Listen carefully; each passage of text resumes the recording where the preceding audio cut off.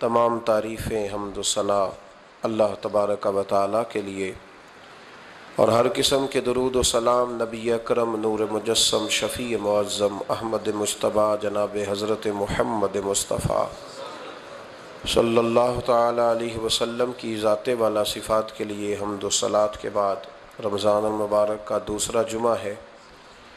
اللہ تبارک و تعالیٰ امت مسلمہ پہ اپنا خاص فضل فرمائے، اور اللہ تبارک و تعالیٰ ہمارے حال پر رحمت کی نظر فرمائے۔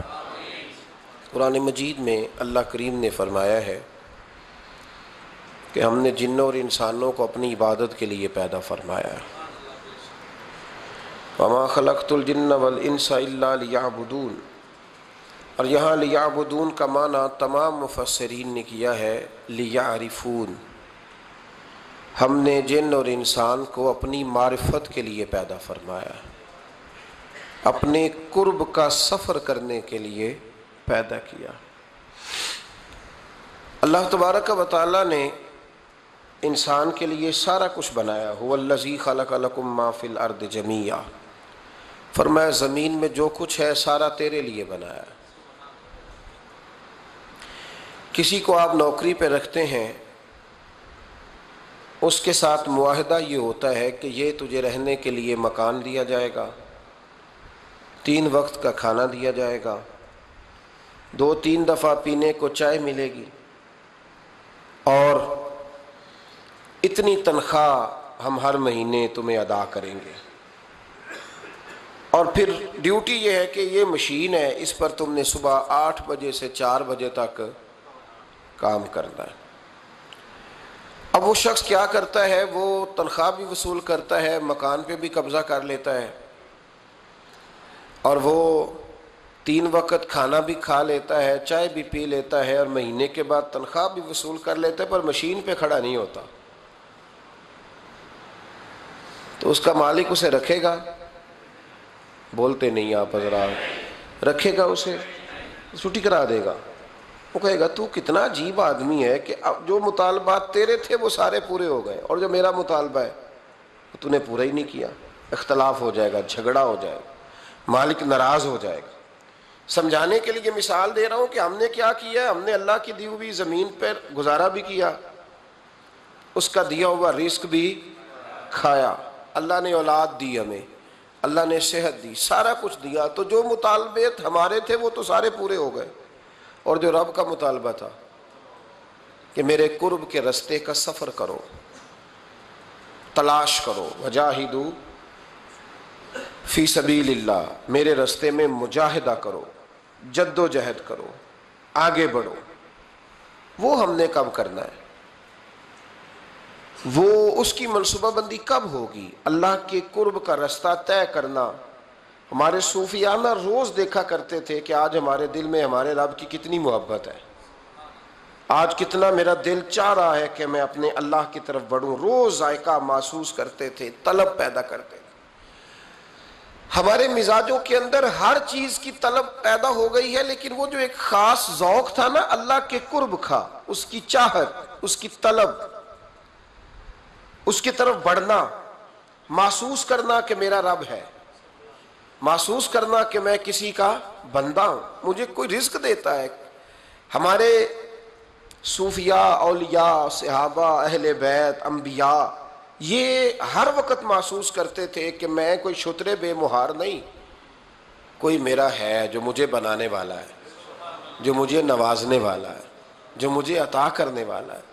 وہ اپنے رب کی چاہت کرتے، اپنے رب سے محبت کرتے، اپنے رب کی طلب پیدا کرتے، شوق بڑھاتے روز عبادت کا۔ ان کے اندر ایک جذبہ تھا جو روز پروان چڑھتا تھا۔ 5 نمازیں پڑھنے کے باوجود وہ اشراق پڑھتے، چاش پڑھتے، تہجد پڑھتے، صلاۃ اللیل پڑھتے، وہ قرآن پاک کی تلاوت کرتے، پھر بھی کبھی ان کا ذوق آتا تو وہ دنیا سے کٹ کے مصلی پہ آ کے بیٹھ جاتے۔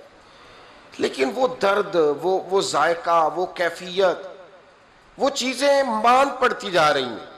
قوم اگر کبھی کو مسئلہ پوچھتی ہے تو بڑا عارضی سا، رب دا طالب کوئی نہ ملیا، جو ملیا طالب زردہ ہو۔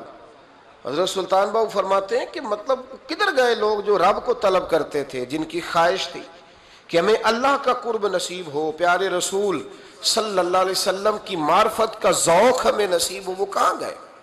ہمارا ایک مقصد تھا، دیکھیں نا بڑا پیار آتا ہے اللہ کو اس بندے پہ۔ حضرت علامہ اسماعیل حقی رحمۃ اللہ علیہ فرماتے ہیں کہ اللہ نے فرشتوں سے کہا کہ میں نے انی جاعل فی الارض خلیفہ، زمین پہ نائب بناؤں گا۔ قالوا اتجعل فیہا من یفسد فیہا ویسفک الدماء ونحن نسبح بحمدک ونقدس لک قال انی اعلم ما لا تعلمون۔ فرمایا میں زمین پہ نائب بنانے والا ہوں، تو کہنے لگے یا اللہ وہ تو فساد پھیلائے گا، خون ریزی کرے گا۔ تو اللہ نے فرمایا جو تم جانتے ہو وہ میں، جو میں جانتا ہوں وہ تم، جو میں جانتا ہوں وہ تم نہیں جانتے، تمہیں نہیں پتا۔ تو علامہ اسماعیل حقی فرماتے ہیں وہ کیا تھا جس کو فرشتوں کو نہیں پتا تھا؟ فرماتے ہیں یہ وہی انسان کے اندر جو اللہ کے قرب کے متلاشی ہونے کا جذبہ تھا، فرشتے اسے جانتے۔ لوح محفوظ پہ یہ تو پڑھ لیا تھا کہ یہ فساد کرے گا، یہ تو پڑھا تھا کہ ابو جہل فساد کرے گا، یہ نہیں پڑھ سکے تھے کہ ابو بکر رویا بھی کرے گا۔ یہ تو پڑھ لیا تھا انہوں نے، یہ تو پڑھ لیا تھا کہ اخنس بن شریک تلواریں نکال کے لوگوں کو قتل کرے گا، یہ نہیں پڑھا تھا کہ مولا علی شیر خدا مزدوری کریں گے اور جو مزدوری ملے گی وہ اللہ کے بندوں میں تقسیم کر دیا کریں گے۔ یہ تو انہوں نے پڑھ لیا تھا کہ ابو البختری، ابو لہب یہ لوگوں کے گلے کاٹیں گے، پر یہ نہیں پڑھا تھا کہ عثمان غنی رضی اللہ تعالیٰ عنہ قحط کے زمانے میں بھی کروڑوں کا مال اللہ کے راستے میں خرچ کر دیا کریں گے۔ وہ جو انسان کے اندر طلب ہے، وہ جو تڑپ ہے، وہ جو شوق ہے، وہ جو کیفیت ہے، وہ جو معرفت کا نور ہے، یہ اللہ کو بڑا ہی پسند ہے، یہ بڑا ہی پسند ہے۔ اس لیے حدیث قدسی میں رب فرماتا ہے مجھے تلاش کرنا ہو تو ٹوٹے ہوئے دلوں میں تلاش کیا، ٹوٹے ہوئے دلوں۔ اب وہ میں معرفت کی کیا بات کروں گا، پہلے تو میں کیا کر سکتا ہوں، لیکن اگر میں کروں بھی کہیں سے چلو پڑھ کے تو کروں کہاں؟ میں تو ابھی تک لوگوں سے 5 نمازوں کا وعدہ لے رہا ہوں۔ وہ معرفت کی بات، قرب الہی کا راستہ، وہ تو بڑی دور کی بات ہے، وہ تو بڑی آگے کی ہے۔ ابھی تک تو ہم یہ وعدہ لے رہے ہیں کہ داڑھی رکھ لو گے، سچ بولو گے، حلال کھاؤ گے۔ مطلب وہ جو ہمارے بزرگوں نے لکھا، وہ جو جذب ہے، وہ جو کیفیت ہے، وہ جو عبادت ہے، وہ جو تڑپ ہے، اور وہ پھر جو ایک مقام ہے کہ انسان اپنے رب کی اس طرح عبادت کرے کہ وہ اپنے رب کو دیکھ رہا ہے، وہ جو ایک مقام ہے۔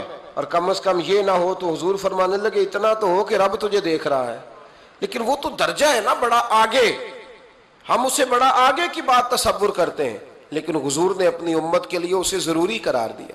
بھائیو تھوڑا سا نا آگے اٹھ کے، مطلب بڑے بڑے آدمی بن گئے ہم لوگ، بڑے آدمی کیسے بن گئے کہ جس کے پاس پھوٹی کوڑی نہیں ہوتی تھی اس کے اکاؤنٹ میں کروڑوں آ گیا تو وہ کہتا میں بڑا آدمی بن گیا ہوں۔ جس کے پاس سائیکل نہیں تھی تو اب وہ 1.25 کروڑ کی کار پہ پجاروں پہ بیٹھتا ہے تو کہتا ہے میں بڑا آدمی۔ تو اس طرح تو انسان بڑا نہیں بنتا، بڑا تو تب بنے گا جب تیرے دل میں رب کی معرفت بڑی ہوگی، جب اللہ کا قرب بڑا ہوگا، جب تم متلاشی ہوگا اس کے راستے کا۔ بہت سارے راستے ہیں اللہ کی طرف جانے کے، لیکن 3 باتیں قرب الہی کے لیے ہمارے بزرگوں نے بڑی زبردست لکھی ہیں۔ سب سے پہلی بات یہ ہے، صوفیاء فرماتے ہیں کہ اگر رب کا قرب چاہتے ہو تو ہر وقت اپنے رب کی رحمت کی امید رکھا کرو۔ خوش نہیں ہوئے آپ اس بات سے؟ ہر وقت اللہ کی رحمت کی، اور فرماتے ہیں دل سے امید رکھا کرو اور زبان سے اپنے رب کی رحمت کا ذکر کیا کرو۔ ہر وقت کہا کرو کہ میرا اللہ بڑا ہی مہربان ہے، میرا اللہ بڑا ہی کریم۔ ہمارا پتہ کیا حال ہے؟ شکر بھی شکوے کے انداز میں۔ کیا حال ہے؟ کہتے بس جی بس شکر ہے الحمدللہ۔ تو یہ کون سا شکر ہے جی؟ یہ تو آپ نے کہا ہے کہ بڑا تنگ ہوں میں اپنی زندگی، یہ شکر ہے؟ ہر وقت یہ کہے کہ میرا اللہ بڑا ہی قریب ہے۔ دیکھیں نا بسم اللہ شریف ہر کام سے پہلے معنی کیا ہے؟ بسم اللہ الرحمن الرحیم، یعنی تو کہہ اس رب کے نام سے جو بڑا ہی مہربان ہے، جو نہایت ہی رحم کرنے والا ہے۔ ہر وقت کیا ہے کہ میرا اللہ بڑا مہربان ہے، میرا اللہ بڑا رحم۔ ہر وقت وہ خاص ذوق، وہ درد، وہ شوق، بس تو کہے کہ یار جو اللہ نے مجھے دیا ہے وہ شاید اللہ نے کسی اور کو دیا ہی نہیں۔ تیرا یہ ذوق بنے، تیرے اندر اللہ کی رحمت کے ساتھ خاص تعلق پیدا ہو، میرے رسول کریم علیہ السلام ہر مقام پہ اپنے رب کی رحمت کا ذکر فرماتے. بات کسی کی ہو رہی ہوتی حضور چھیڑ اللہ کی رحمت کا ذکر دیتے. ایک صحابی چڑیا کے بچے اٹھا کے لے آئے. وہ چڑیا شکایت لے کے آئی اور حضور کے کندھے پہ بیٹھ کر شکایت کرنے لگی کہ حضور آپ کے صحابی نے میرے بچے اٹھا لیے. بات تو چڑیا کے بچوں کی ہو رہی تھی نا. تو رسول کریم فرمانے لگے اس کے بچے چھوڑ دو. اور پھر حضور فرمانے لگے دیکھو یہ چڑیا اپنے بچوں سے کتنا پیار کرتی ہے. جب چڑیا اتنا پیار کرتی ہے تو رب اپنے بندوں سے کتنا پیار کرتا ہو. اللہ کتنی رحمت والا ہوگا. یعنی ہر بات میں رسول کریم نا ہر بات میں اللہ کی رحمت کا ذکر. ایک جنگ کا موقع ہے تو صحابہ کرام علی رضوان فرماتے ہیں کہ دوران جنگ ایک عورت کا بچہ کھو گیا اور بچہ بھی دودھ پیتا تھا. دودھ پیتا بچہ کچھ دیر ملے نا تو ماں کی چھاتیوں میں دودھ جوش مارتا ہے. دودھ پیتا بچہ کھو گیا تو عورت دیوانوں کی طرح مجذوبوں کی طرح بچہ تلاش کرتی. میرا بچہ کبھی ادھر جاتی ہے کبھی ادھر جاتی ہے, ڈھونڈتی ہے, تلاش کرتی ہے, پریشان ہوتی. میرے رسول کریم کی نظر پڑ گئی, حضور کی نظر رحمت ہو گئی. تو محبوب فرمانے لگے صحابہ بتاؤ اس کا بچہ ڈھونڈو. ایک صحابی کہنے لگے حضور مجھے پتا ہے کہاں ہے, ابھی ملوا دیتا ہوں. تو حضور نے فرمایا یہ اپنے بچے سے کتنا پیار کرتی. عرض کی حضور نہ کوئی ماپ سکتا ہے, نہ کوئی تول سکتا ہے, نہ کوئی اندازہ کر سکتا ہے. حضور کی آنکھوں میں آنسو آ گئے. فرمایا ذرا ایک بات تو بتاؤ. یا رسول اللہ پوچھئے. فرمایا اگر اس کا بچہ اسے مل جائے تو یہ اسے آگ میں ڈالے گی. صحابہ عرض کرنے لگے حضور ہو ہی نہیں سکتا, یہ تو گرم ہوا نہیں لگنے دے گی. تو حضور فرمانے لگے میرا رب اس سے بہت بڑھ کر اپنے بندوں سے محبت کرنے والا اور اس سے بہت بڑھ کر اپنے بندوں پہ رحم کرنے والا ہے. وہ بھی چاہتا نہیں کہ اس کے بندے جہنم میں جائیں, وہ بھی چاہتا. حضور ہر لمحہ اللہ کی رحمت کا ذکر کرتے ہیں صبح سے شام تک نا. آج آپ نے جمعے سے لے کر تراویح تک, عشاء تک, وہ جو گھٹنا درد کرتا ہے نا اس کو مہربانی کر کے چھوڑ دیں, اور جو بچہ نافرمان ہے اس کو بھول جائیں. آج سارا دن نا اللہ کی رحمت کا ذکر کریں کہ اللہ بڑا ہی کریم ہے, اس کے فضل کا ذکر کریں. ایک کاروبار ہی نہیں نا چلتا, پیر تو چلتے ہیں نا اللہ کے فضل سے, زبان تو چلتی ہے نا, ہاتھ آنکھیں یہ سارا کچھ چل رہا ہے نا. جو شے نہیں نہ چل رہی اس کو آج چھوڑ دیں, مہربانی کریں. جو ساری چل رہی ہیں اس پر تو اللہ کی رحمت کا اظہار کریں, اس پر تو غور فرمائیں. امام غزالی نے بڑی خوبصورت روایت لکھی. حضرت ابو ہریرہ رضی اللہ تعالیٰ عنہ فرماتے ہیں کہ ہم لوگ بیٹھے تھے تو یکا یک ایک دیہاتی عربی آیا, یکا یک اندر داخل ہوا. السلام علیکم کہا. بندہ بڑا سادہ تھا, یہ بھی نہیں پوچھا کہ باتیں کیا ہو رہی تھی, کوئی سوال جواب نہیں. سلام لینے کے فوراً بعد عرض کرتا یا رسول اللہ ایک مسئلہ پوچھنا تھا. کہتے ہم حیران ہو گئے کہ یار پہلے پوچھ تو لے, پہلے کیا بات ہو رہی, آتے ہی اپنی چھیڑ دی ہے. ایک مسئلہ پوچھنا. تو حضور نے فرمایا پوچھو. عرض کرنے لگا حضور یہ بتائیں قیامت والے دن حساب کس نے لینا ہے. تو محبوب مسکرائے, فرمایا بولے آدمی سادی سی بات ہے, حساب اللہ نے لینا ہے. کہتے وہ بات سن کے نا تو چل پڑا, جواب سن کے تو چل پڑا, رکا ہی نہیں. تو حضور نے فرمایا ٹھہر تو جا, پہلے تو آیا ہے, سلام لی ہے, بات بھی کوئی نہیں کرنے دی, دھڑام سے اندر داخل ہوا ہے اور سوال کا جواب لیا اور پھر تو نے تبصرہ ہی نہیں کیا تو نکل گیا ہے. یا رسول اللہ حکم کرے. فرمایا کیا پوچھ رہا تھا. حضور پوچھا ہے کہ حساب کون لے گا. تو حضور فرمانے لگے میں نے بتایا اللہ لے گا. تو بولا کیوں نہیں. کہنے لگا یا رسول اللہ بس اتنا ہی پتہ کرنا تھا, اگر اللہ نے حساب لینا تو پھر ہم نے باچی جانا ہے انشاءاللہ, تو پھر باچی جانا ہے. تو حضور فرمانے لگے کس طرح. کہنے لگا یا رسول اللہ جب وہ کریم غالب آئے گا نا, جب اس کا غلبہ آئے گا تو وہ بڑا کریم ہے, اس نے معاف ہی کرنا ہے, اس نے معاف ہی کرنا ہے, اس نے کرم ہی کرنا ہے. عدل کرے تے تھر تھر کمبن, عدل کرے تے پھر تھر تھر کمبن, اچیاں شانہ والے تے فضل کریں تے بخشے جاون, میرے جائے منہ کالے. فرمایا اس نے معاف ہی کرنا ہے. حضرت ابو ہریرہ کہتے ہیں کہ حضور نے فرمایا ٹھیک ہے تو جا. وہ چلا گیا تو حضور رونے لگے.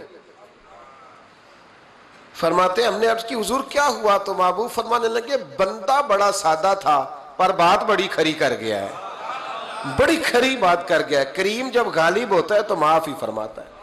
تو بھائی سادے لوگوں کو بھی پتا تھا کہ اللہ کی رحمت کی بات, ہمارے گھروں میں، ہماری گفتگو میں، ہمارا ایک دوسرے سے ملنا، ناراض نہ ہونا، مایوسی کی باتیں کرتے ہیں، مایوسی۔ میں انتظار میں ہوں کہ کوئی بندہ مجھے ملے اور آ کے کہے میں بڑا راضی ہوں، بتائے اللہ کا شکر کیسے کرنا ہے۔ میں انتظار میں ہوں، اتنے سالوں میں مجھے بندہ کوئی نہیں ملا، جو ملا اس نے یہی کہا پریشان بڑا ہوں، دعا کر دیں، بڑی اذیت ہے، سب سے زیادہ میں ہی تنگ ہوں، کچھ کرے، کوئی وظیفہ بتائیں، کوئی تعویذ دیں، کوئی ملے نا یار، کوئی ملے، کوئی کہے کہ الحمدللہ تعالی۔ اور میں نے تعلیم کے لیے صرف اور اظہار نعمت کے لیے، تشکر کے لیے کئی دفعہ آپ کے سامنے یہ کہا ہے کہ الحمدللہ جس طرح کے استاد مجھے ملے شاید کسی کو نہ ملے، اور میں نے اظہار تشکر کے طور پر کہا ہے پھر کس طرح کے شاگرد مجھے ملے ہیں، اتنے اچھے فرما بردار شاید کسی کو نہ ملے، اور جس طرح کے سادے اور درویش ماں باپ اللہ نے مجھے عطا فرمایا۔ اب تو بڑا تیز لوگوں کا زمانہ ہے نا، شاید کہیں میسر آئے۔ اور میں کہا کرتا ہوں اتنے فرما بردار مرید بھی نہیں ملتے، لوگ تو کہتے ہیں فرما بردار نہیں ملتے، ہمیں الحمدللہ فرما بردار، تابع دار ہر لحاظ سے اچھے ملے۔ اس کی وجہ یہ ہے کہ جیسے مرشد اللہ نے ہمیں عطا فرمایا ایسا کسی کو اللہ نے عطا، تو شکر کریں اللہ کی نعمتوں پر، شکر کریں۔ بس جہاں بیٹھیں گے جملے ٹوٹیں گے، جہاں بیٹھیں گے پریشانی۔ مجھے کچھ بندے ایسے ملتے ہیں دنیا میں جو صرف اکیلے ہی ٹھیک ہیں، یعنی ابا جی نے بھی ظلم ہی کیا ساری زندگی، اماں نے بھی ظلم ہی کیا، استاد بھی سارے غلط مل گئے، اور ہر بندہ ہی انہیں، اور پھر بعد میں اولاد ملی تو نافرمان ہی مل گئی۔ تو میں کہتا ہوں یار یہ ہو نہیں سکتا ویسے، بہرحال چلو اگر تو کہتا ہے تو بات سمجھ میں آتی ہے کہ ہو سکتا ہے کچھ سانحہ ایسا ہو گیا ہو۔ اللہ کی رحمت کی بات کریں۔ میرے نبی کریم علیہ السلام نے فرمایا بندہ سادہ تھا پر بات پتے کی کر گیا۔ یہاں تک لکھا امام صفوری نے کہ قیامت کے دن اللہ ایک بندے کے لیے دوزخ کا حکم دے گا، بندہ جہنم کی طرف جا رہا ہے، فرشتے زنجیریں ڈال کے کھینچ کر لے جا رہے ہیں، بندہ جا رہا ہے دوزخ کی طرف، فرشتے کھینچتے ہیں تو وہ پھر مڑ کے پیچھے دیکھتا ہے۔ توجہ ہے میری بات پر؟ ادھر دیکھنا ذرا، وہ کئی دفعہ کسی کو کھینچتے ہیں نا تو مڑ مڑ کے پیچھے دیکھتا ہے۔ چلو آپ کو سمجھاتا ہوں، سمجھ آ جائے گی۔ وہ جب سکول جانے کو دل نہیں نہ کرتا تھا جی، انتے سی لیکچر دینے نا اپنے بچیاں نو، اور بڑا 1.5 گھنٹے کا، بچے ناراض نہ ہو جائے، جب وہ کبھی جس نلائق کا سکول جانے کو دل اور اس کو کھینچتے تھے تو وہ پلٹ پلٹ کے پیچھے جاتا نہیں۔ اسی طرح مدرسے میں بھی جب آتے ہیں تو کئی بچے ایسے ہوتے ہیں جو آتے نہیں تو کھینچ کھینچ کے نہیں لے جاتے کئی دفعہ۔ تو جب کھینچ کے فرشتے جہنم کی طرف لے جا رہے ہیں، کھینچتے ہیں تو پلٹ کے پھر پیچھے دیکھتا ہے، پھر فرشتے کھینچتے ہیں پھر پیچھے دیکھتا ہے، پھر فرشتے، ذرا نظارہ دیکھنا، دوزخ کو لے جا رہے ہیں، پلٹ پلٹ کے اللہ کی طرف دیکھتا ہے، دوزخ کا دروازہ آ گیا، پھر پیچھے دیکھ رہا ہے۔ رب کریم نے فرمایا اسے واپس بلاؤ،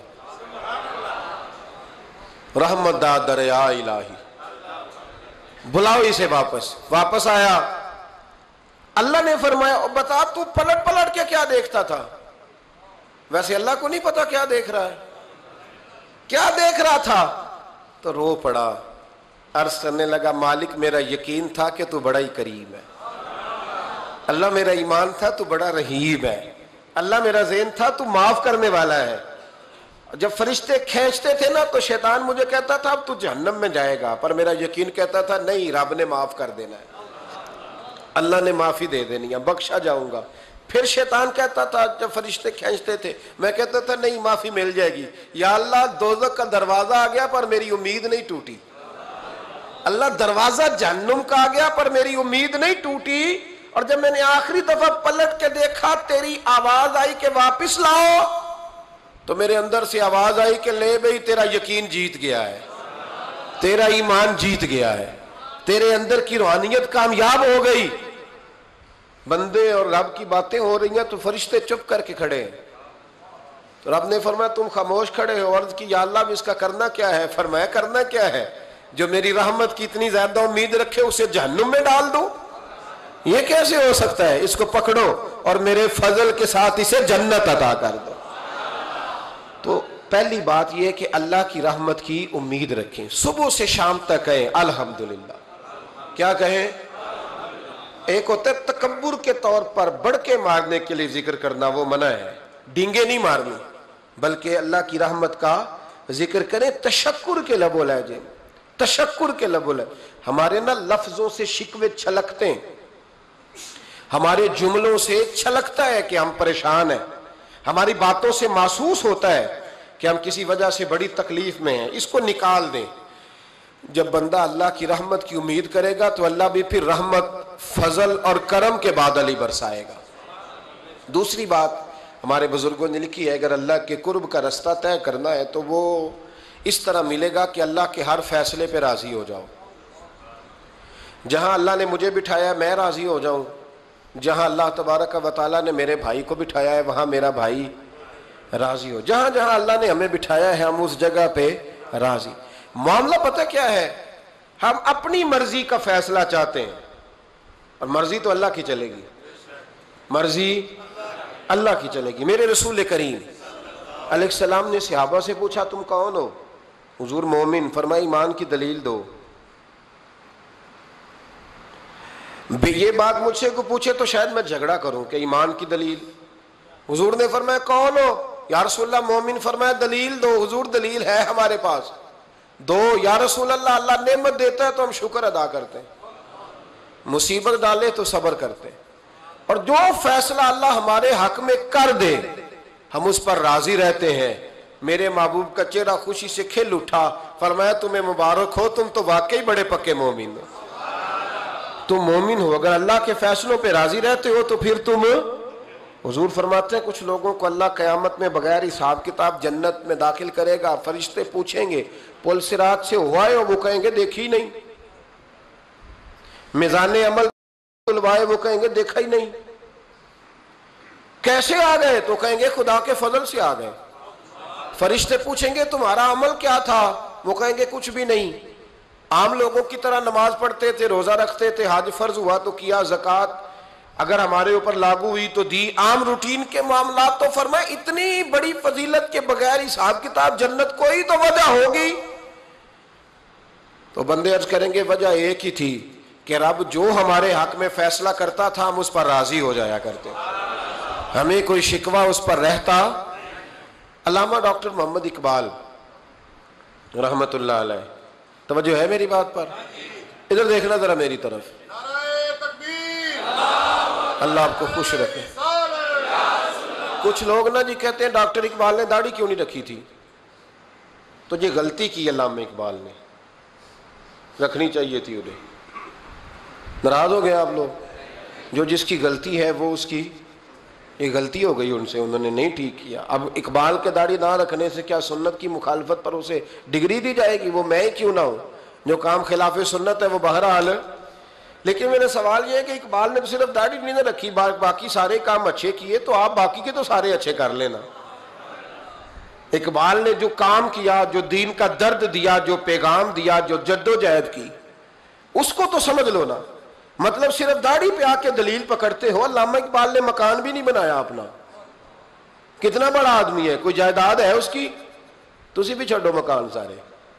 اقبال وہ دیکھیں نا، بابے بلے شاہ کی لوگ مثال دے دیں گے، بابا صاحب مجذوب آدمی تھے، تو بابا صاحب کے حصے میں تو کئی مربع زمین آتی تھی، وہ بھی انہوں نے نہیں لی.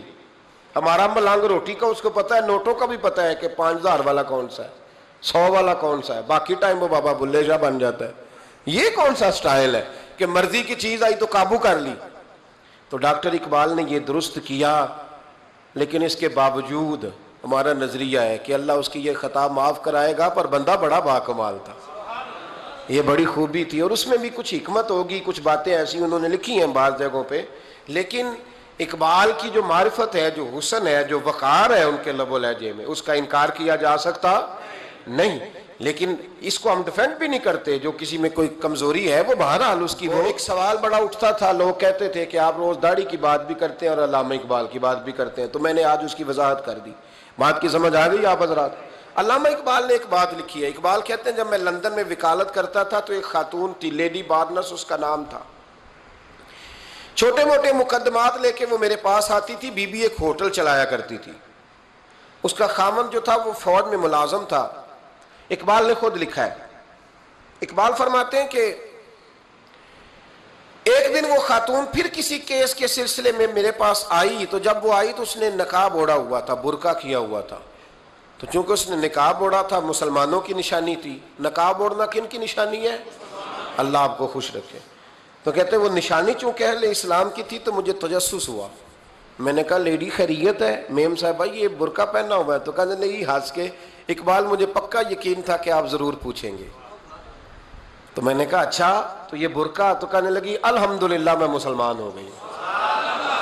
تو میں نے فوراً کہا کہ آپ کا شوہر تو فوج میں ملازم ہے، فوجی کے لیے بدلنا اور پھر ملکی قانون اور یہ چیزیں. تو کہنے لگی اس نے مجھے کیا کہنا تھا، وہ خود کلمہ پڑھ گیا.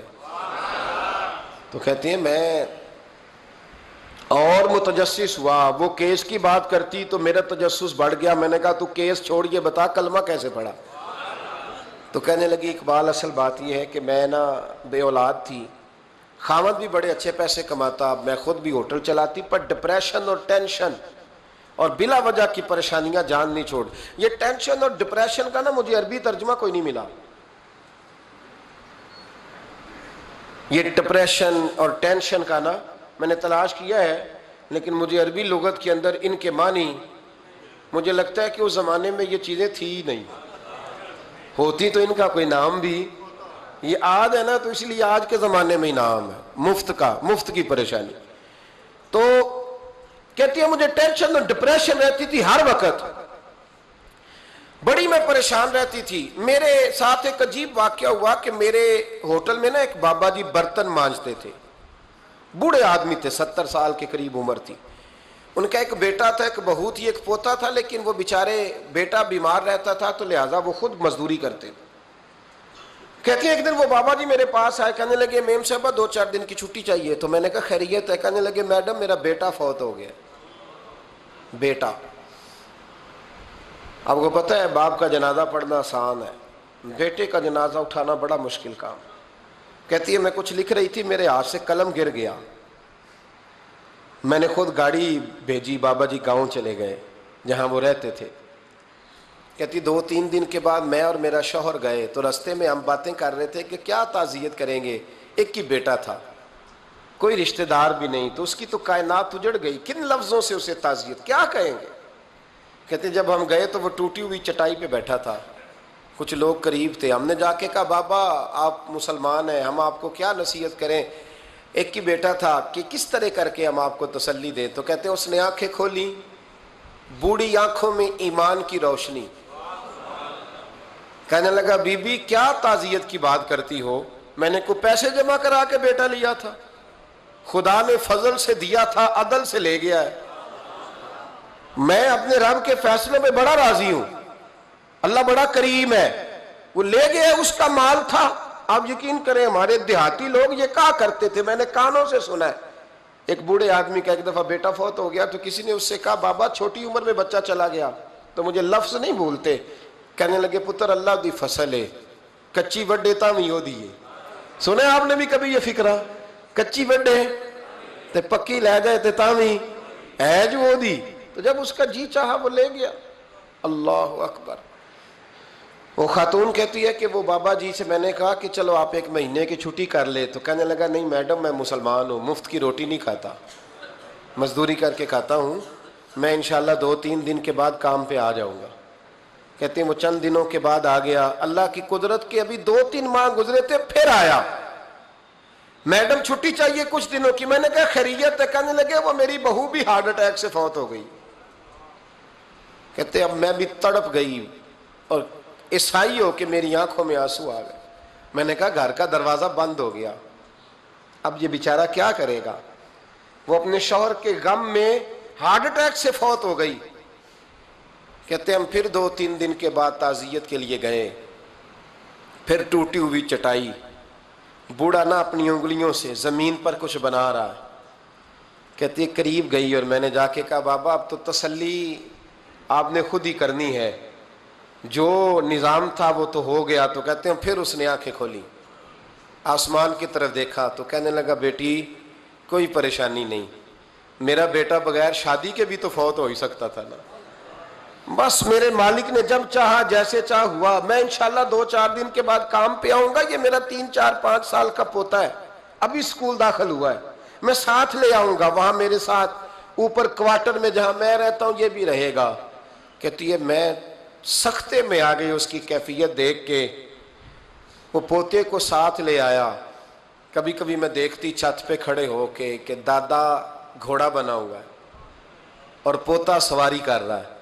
वो सवेरे उठता, उसको स्कूल छोड़ के आता, शाम को लेके आता, प्यार करता, मोहब्बत करता। तीसरी मंजिल पर हमने क्वार्टर दिया हुआ था, वहां दादा पोता रहते। अल्लाह तू बड़ा बेनियाज है।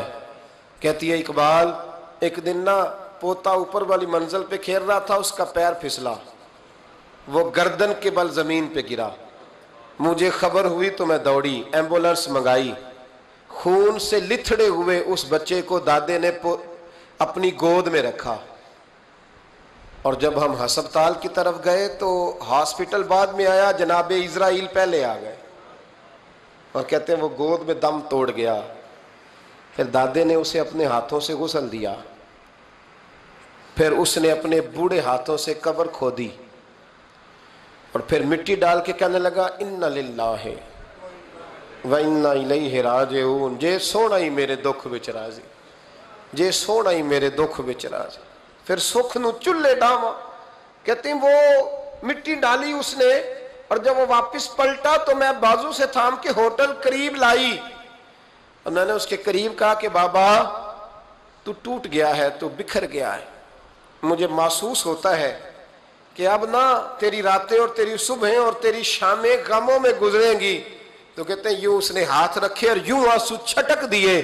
कहने लगा, मैडम क्यों क्यों, मेरे अंदर कोई अकीदा नहीं, मैं कोई लवारस हूं, मेरा कोई रब नहीं, मैं क्यों परेशान रहूंगा, मैं तो पका हुआ फल हूं।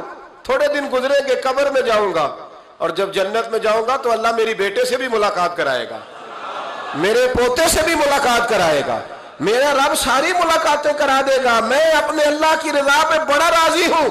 वो खातून कहती है मेरा और मेरे शौहर का कलेजा फटने लगा। मैंने कहा बाबा ये जज्बा कहां से मिलता है, ये सुकून कहां से आता है, ये कैफियत कैसे मिलती है। मुझे कहने लगा तूने लेनी है। मैंने कहा, तो कहने लगा तू भी गुंबद खजरा वाले नबी का कलमा पढ़ जा, तू भी रसूलुल्लाह का कलमा पढ़ जा।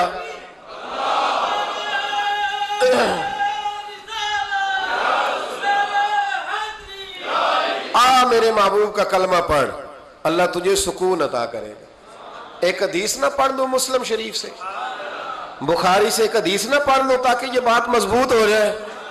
हजरत अबू तलहा रदी अल्लाह ताला, बेटा शदीद बीमार है, मजदूर आदमी थे, कई दिनों से घर थे। बीवी कहने लगी अगर आप घर में बैठे रहेंगे तो खाएंगे कहां से, जाओ आप मजदूरी करो, मैं बेटे को देखती हूं। अबू तलहा मजदूरी करने चले गए। शाम को आए तो बेटा फौत हो चुका था। औरतें बेहौसला होती है ना अक्सर, पर बीवी ने सफेद कपड़ा डाल के कमरे में रख दिया। बेटा, माँ और बेटा को नाप तकता है रिश्ता, बेटे में सफेद चादर डाल के कमरे में रख दिया। हजरत अबू तलहा अंसारी आए, बेटे का क्या हाल है? कहने लगी अल्लाह की रहमत में है। अल्लाह की, कैसा जुमला है, अल्लाह की रहमत में है। खामद ने खाना खाया, बीवी से मिलने को दिल किया तो मुलाकात हुई। फारिग होके बैठे तो खातून उठ के ना खामद के करीब गई, उसका हाथ थामा, कहने लगी नबी करीम अलैहिस्सलाम के सहाबी हो, एक मसला दरियाफ्त करना था, बताओगे? कब पूछो। कहने लगी अगर कोई आपके पास अमानत रखवाए और फिर अपनी अमानत वापस मांगे तो क्या करोगे? हज़रत अबू तलहा कहने लगे पूछने वाली क्या बात है, जिसकी अमानत है वापस कर देंगे। अब ज़ौजा रोई, अब सबर वाली बीबी रोई, अब माँ रोई, आंसू टपके, आंचल से पूछ के कहने लगी अबू तलहा वो बेटा भी अल्लाह की अमानत था और रब अपनी अमानत ले गया है, उठो गुस्ल कफन का बंदोबस्त करो।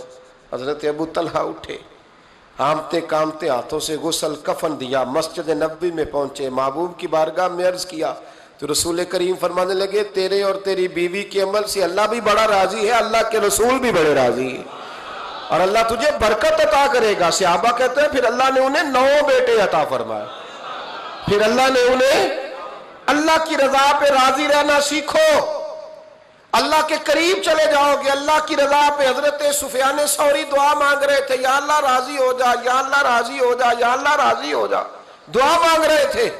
بی بی رابعہ بصری پردے کے پیچھے بیٹھی تھی، جب دعا لمبی ہو گئی تو کہنے لگی سفیان بس کر، کوئی اگلا لفظ بھی بول، بس کر۔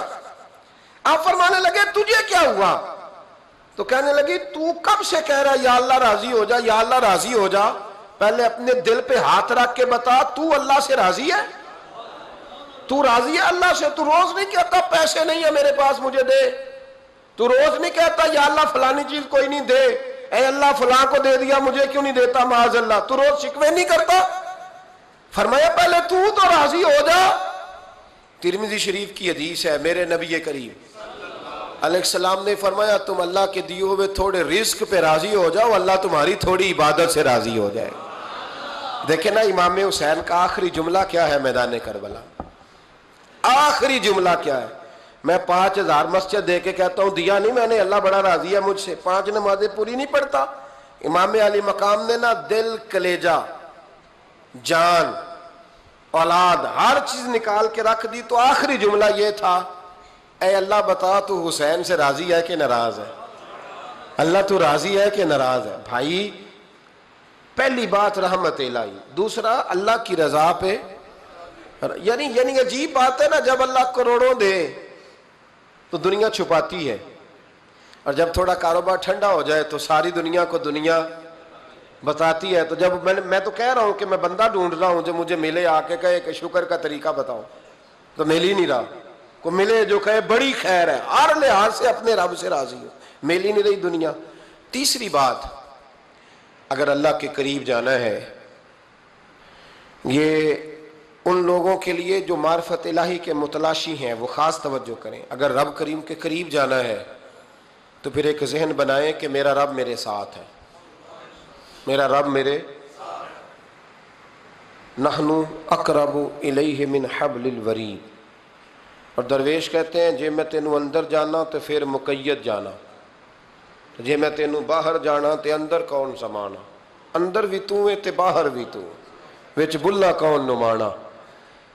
پھر تصور کریں کہ اللہ میرے ساتھ ہے۔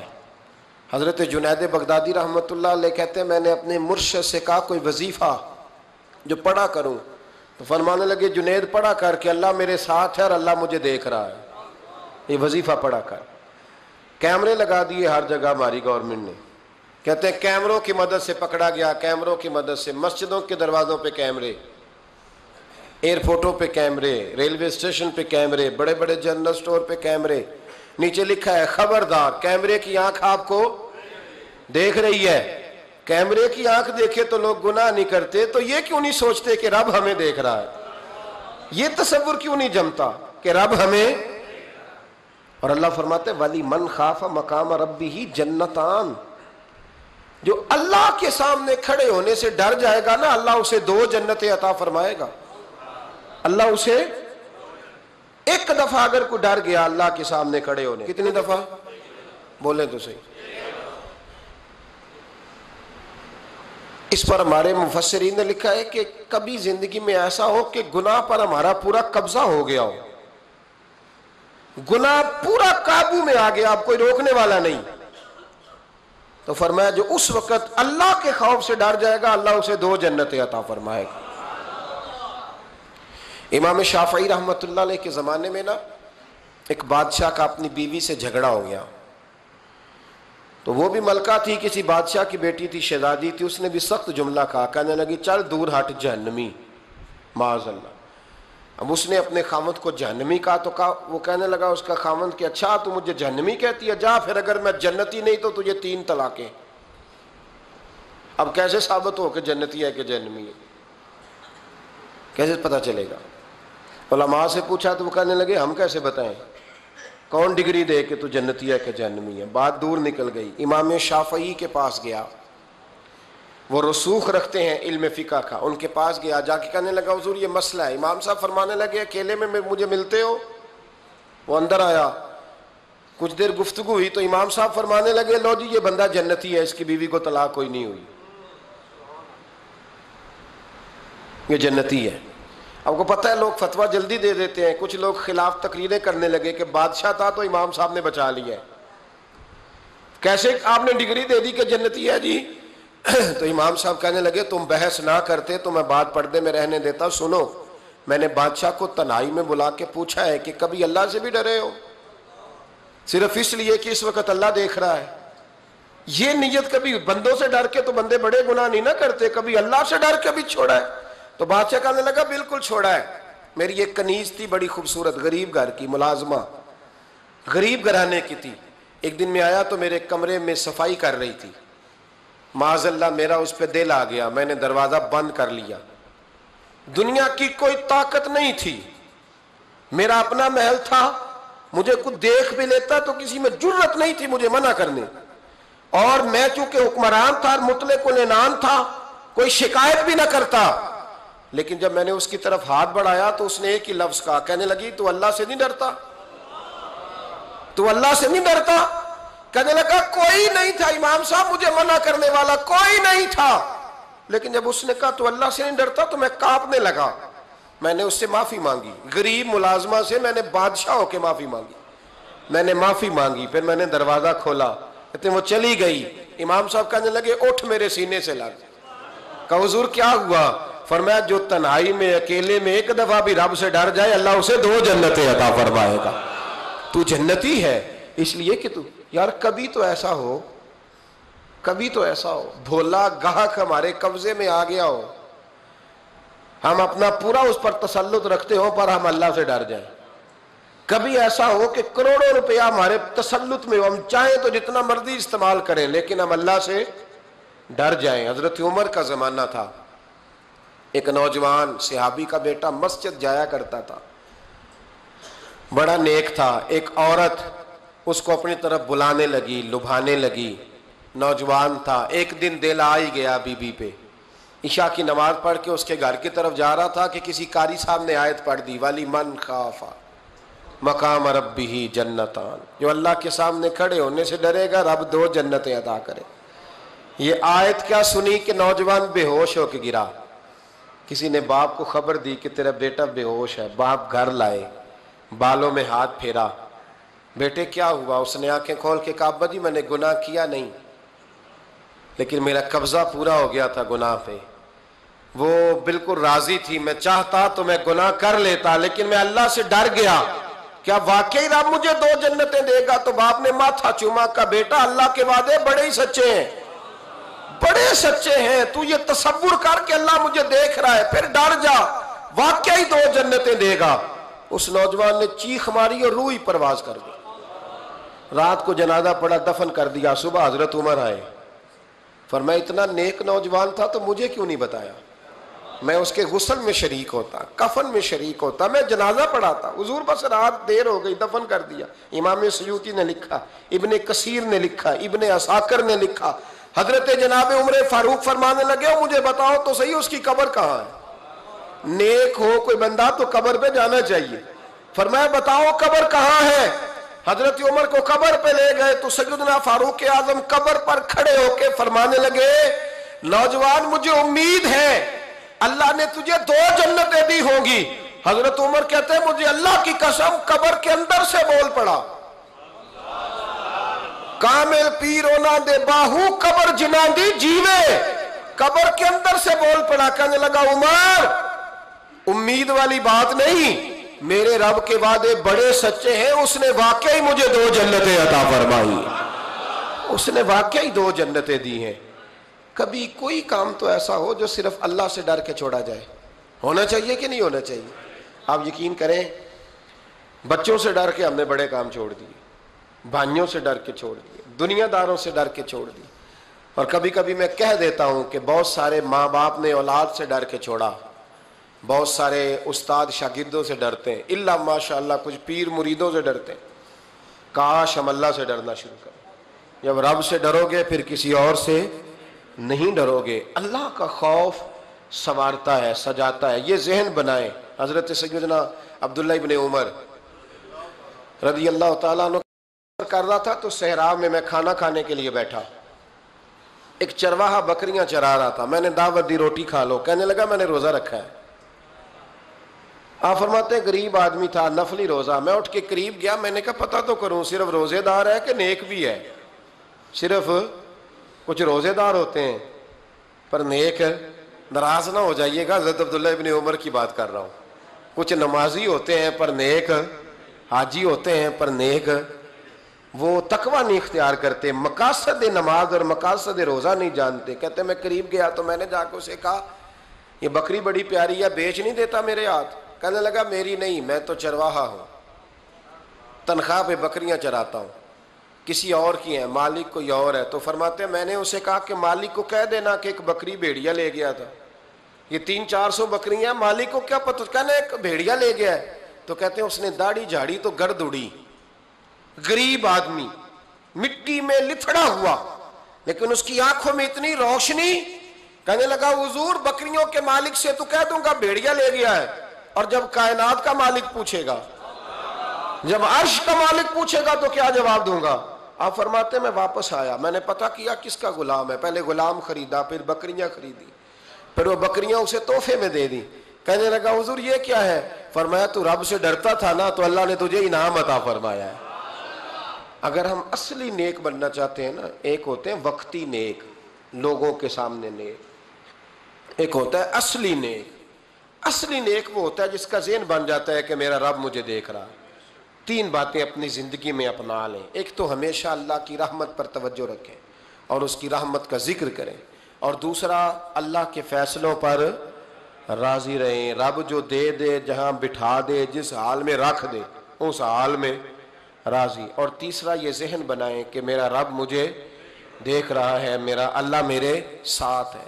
یہ تصورات جمائیں، پھر اللہ کے قریب جانا آسان ہو جائے گا، پھر اس کا قرب پانا آسان ہو جائے گا۔ اللہ سمجھنے کی توفیق عطا فرمائے۔